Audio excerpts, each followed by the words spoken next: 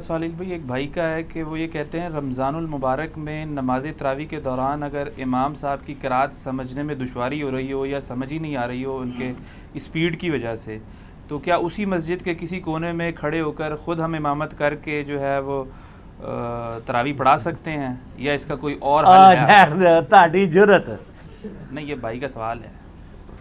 ان کو کر کے دسو، کونے میں کھڑے ہو کے جماعت کرا کے، ٹھیک ہے، جماعت کران دیندے نے تانوں۔ اگر امام سپیڈ سے پڑھ رہا ہے اور اتنی سپیڈ سے کہ آپ کو سمجھ ہی نہیں آ رہی ہے، تو اس کی سپیڈ تھوڑی سی آہستہ کر دیں، آگے جا کے کر لیں گے۔ ہاں، کس طرح؟ اس کا طریقہ یہ ہے کہ جب وہ پڑھ کے فارغ ہو تو آپ وہاں پہ کھڑے ہو کے امام صاحب سے کہیں کہ سر ماشاءاللہ بہت مزہ آ رہا ہے آپ کی قرات کا، لیکن تھوڑا سا آہستہ پڑھیں، مجھے سمجھ نہیں آ رہی ہے، اور باقی لوگوں سے پوچھیں آپ کو سمجھ آ رہی ہے کہ نہیں۔ اور یہ کام آپ خود نہ کریں، کسی سفید داڑھی والے سے کرائیں تاکہ اس پہ کوئی غصہ بھی نہ کھائے، آپ کو تو وہ لمحہ پا لیں گے نا، مستنڈے کہہ دیں۔ ہاں، مستنڈے کہہ کے۔ لیکن یہ بالکل آخر میں کرنا ہے آپ نے، پہلے ان کو علیحدہ ہی لے کے جا کے نا کمرے میں جا کے شہزاد بھائی سمجھانا ہے ان کے سر کمرے بھی چاہو، ضروری سوال ہے۔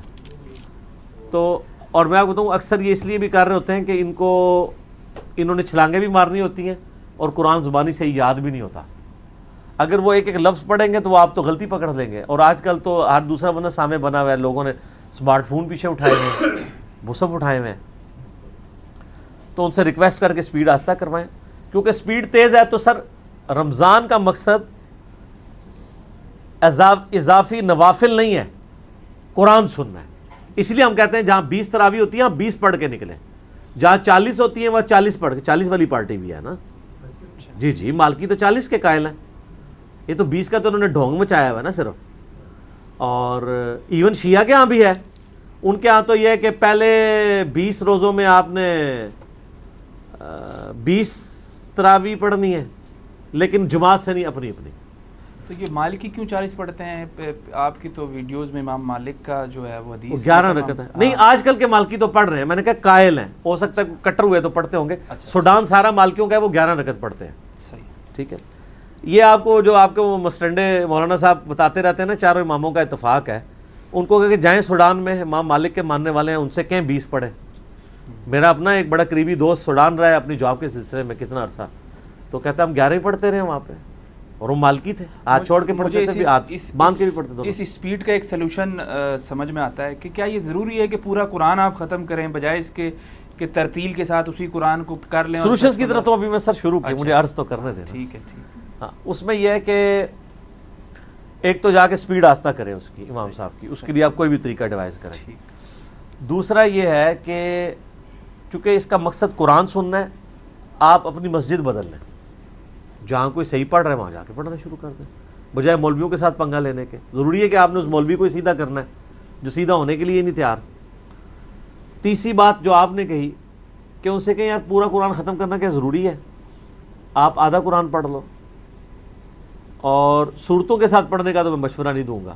صورتوں کے ساتھ پڑھنے تو سر آپ اکیلے ہی پڑھیں، صحیح بخاری میں موجود ہے، سیدنا عمر نے جب وہ تراویح کی نماز شروع کرائی تو اس میں آپ نے کومنٹس دیے کہ اس سے بہتر رات کے آخری پہر میں اٹھ کے گھر میں نوافل پڑھنا ہے، تو وہ تو سب سے افضل ہے۔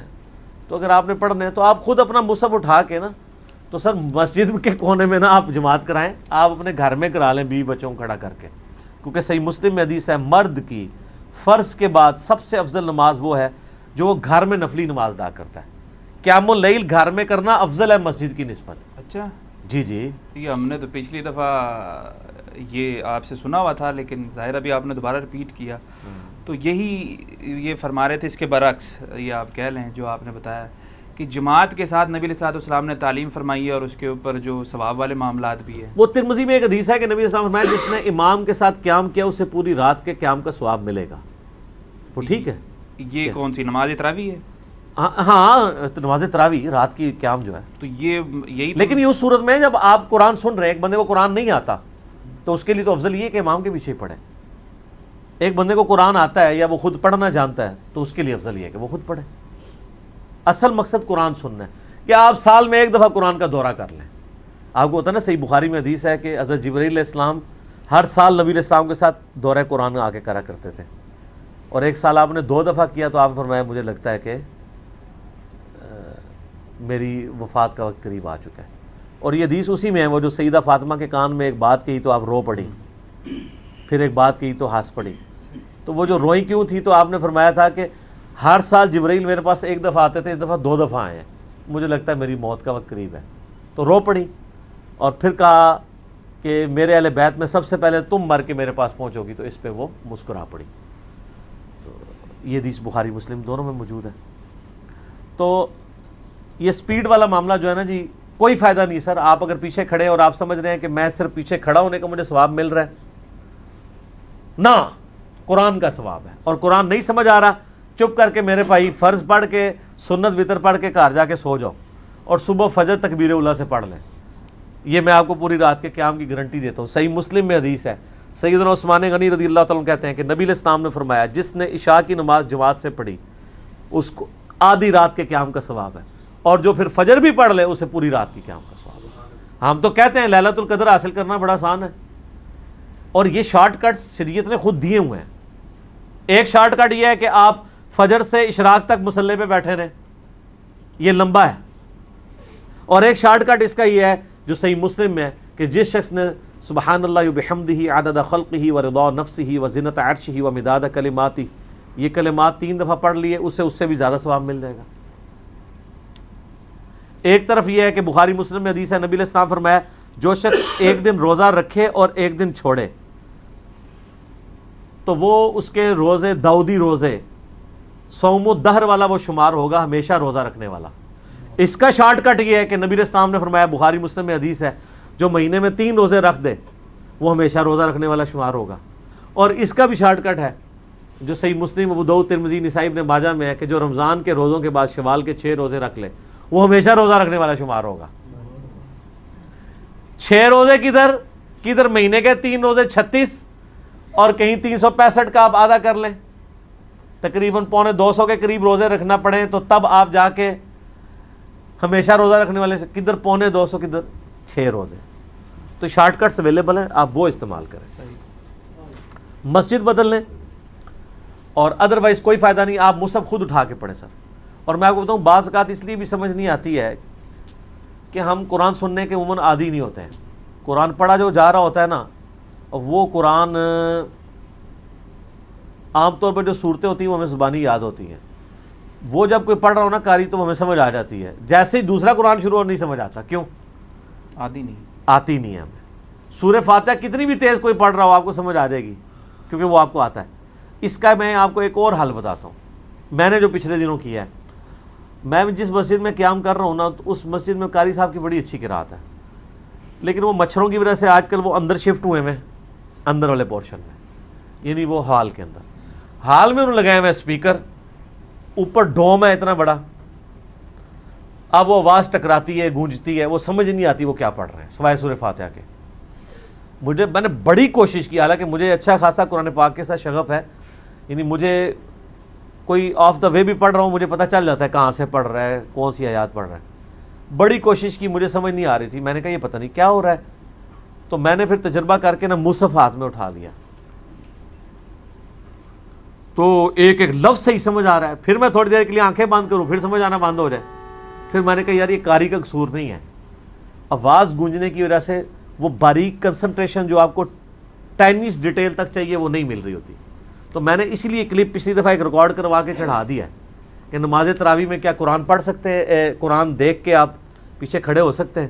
وہ اسی لیے کہ آپ اپنے اینڈرائڈ فون کو ایئر فلائٹ موڈ کے اندر کریں اور پیچھے کھڑے ہو جائیں، مصحف اٹھا کے کھڑے ہو جائیں، سامنے ڈیسک رکھ لیں، سجدے میں جاتے وقت اس میں رکھ لیں اور ویسے ہاتھ میں پکڑ کے رکھیں.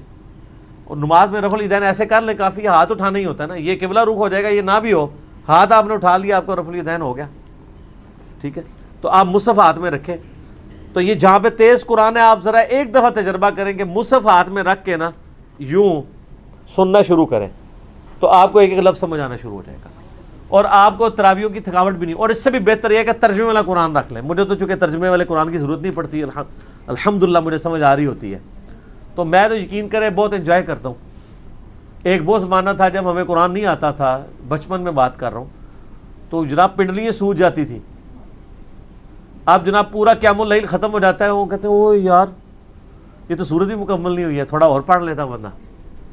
یہ ٹیسٹ آپ بھی فیل کر سکتے ہیں عربی سیکھے بغیر.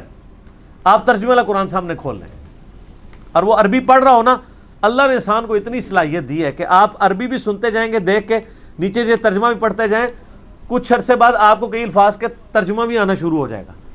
اینڈرائڈ فون میں بھی آپ ترجمے والا کھول لیں عربی کی بجائے، تو آپ تھوڑا تھوڑا نیچے بھی نگاہ ڈالتے جائیں تو آپ بڑا انجوائے کریں گے۔ اسی انجوائمنٹ میں آپ کی تراویح کا وقت بھی ختم ہو جائے گا اور آپ کو سمجھ بھی آ جائے گا۔